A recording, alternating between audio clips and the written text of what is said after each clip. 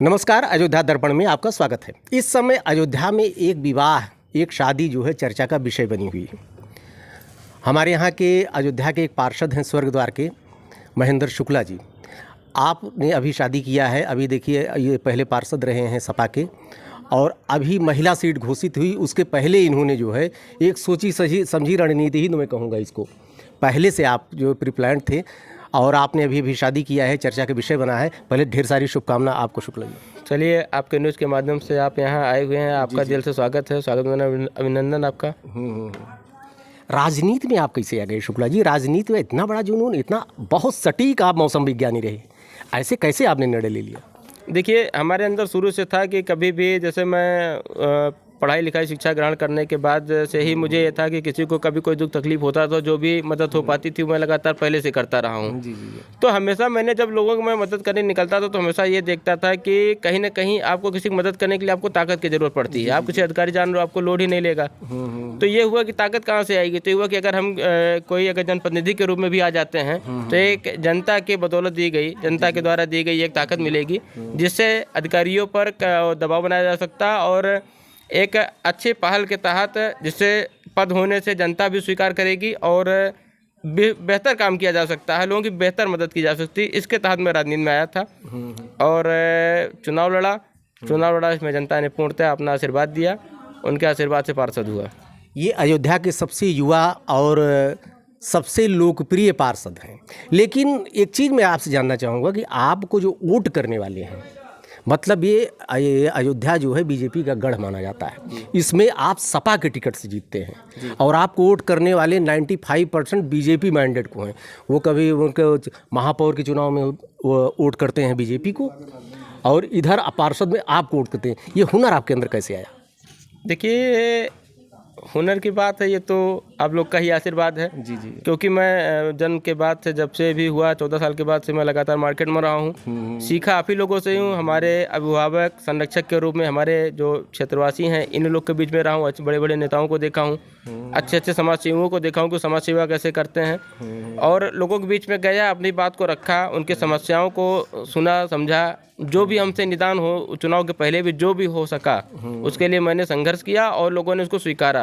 और कहीं ना कहीं युवा था, लोगों को लगा कि अभी नया अच्छा बच्चा है और कोई दाग नहीं था हमारे ऊपर, जिसके कारण लोगों ने स्वीकारा। उनको लगा कि हो सकता है कि आया है कुछ काम ही हो जाए, विश्वास जताया। विश्वास को देखते हुए लोगों ने वोट किया। अच्छा, सपा की विचारधारा से आप प्रेरित हैं कि एक मैथ गणित के तहत आप सपा में आए? देखिए, हम किसी गणित के तहत नहीं आए। जी। समाजवादी पार्टी विकास की पार्टी है। जी। हमेशा विकास ही इनका एजेंडा रहा है। हर धर्म हर जाति के लोग को समाजवादी पार्टी ने बढ़ाया है और बराबर सम्मान दिया है। और विकासशील मेरी भी सोच रही है, इसलिए मैं समाजवादी पार्टी के साथ था, हूँ और रहूँगा। शुक्ला जी के अंदर एक बहुत बड़ी खासियत रही है कि कहे जरूर हैं सपा के पाए और सपा से भाई आज तक ये सपा के प्रति प्रतिबद्ध हैं, विपरीत परिस्थितियों में भी सपा के साथ आज भी हैं और इनको वोट जो करता है बीजेपी का वोटर करता है। सबसे बड़ी बात ये है, आप कहेंगे नहीं, स्वीकार नहीं करेंगे इसके? ठीक है, हम बिल्कुल स्वीकार करेंगे कि जो भी, देखिए हम बीजेपी के गढ़ में आज भी बैठे हुए हैं। हमारे यहाँ माननीय मुख्यमंत्री जी स्वतः आके दीपोत्सव कार्यक्रम करते हैं और हमारे यहाँ के सांसद जी ने प्रतिष्ठा बना रखी थी, लल्लू सिंह जी ने।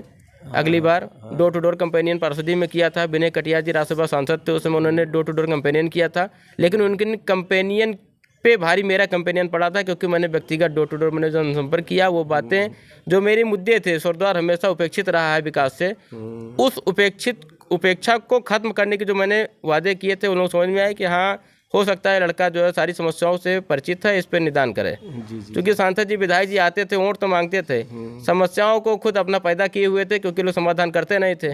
और मैंने निदान की बात की थी, उनको एक आशा थी जनता को कि हो सकता है निदान हो जाए। उस पर विश्वास करके उन्होंने वोट दिया था और उस विश्वास पर मैंने कायम किया। आज फिर से कह रहा हूँ कि माननीय श्री योगी आदित्यनाथ जी आकर के यहाँ अगर प्रचार करेंगे तो भी ये कहूँगा कि जीत हार अपनी जगह है, लेकिन बहुत ही मजबूत स्थिति में हूँ और रहूँगा, क्योंकि दिल पे, मैं जनता के दिल पे काम की बदौलत, व्यवहार की बदौलत मैंने राज किया है। कोरोना से समय में भी हम लोगों ने अपने जीवन को दांव पे लगा करके जितनी भी मदद हो सकी हमने टोटल मदद किया है।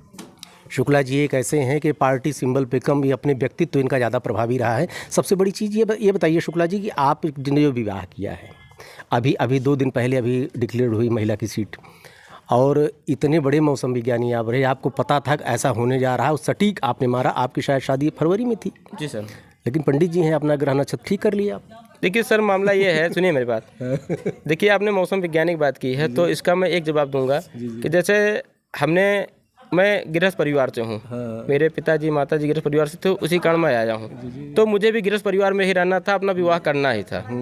तो ये साधु साई मुझे अपनाना नहीं था कि मैं विवाह नहीं करूँगा, प्रण नहीं लिया था कि नहीं करूँगा, नहीं तो मुझे विवाह करना था। इसके कारण जो है दोनों परिवार के मध्य जो है, मेरे और मेरे धर्मपत्नी जी जो हैं, इनके परिवारों के बीच में आपसी बातचीत हुई थी। माता पिता दोनों लोग राजी थे। उसके तहत सारे रिश्तेदार, अयोध्या के कुछ गणमान्य वरिष्ठ गणमान्य की उपस्थिति में हम लोगों ने जा कर के एंगेजमेंट किया था।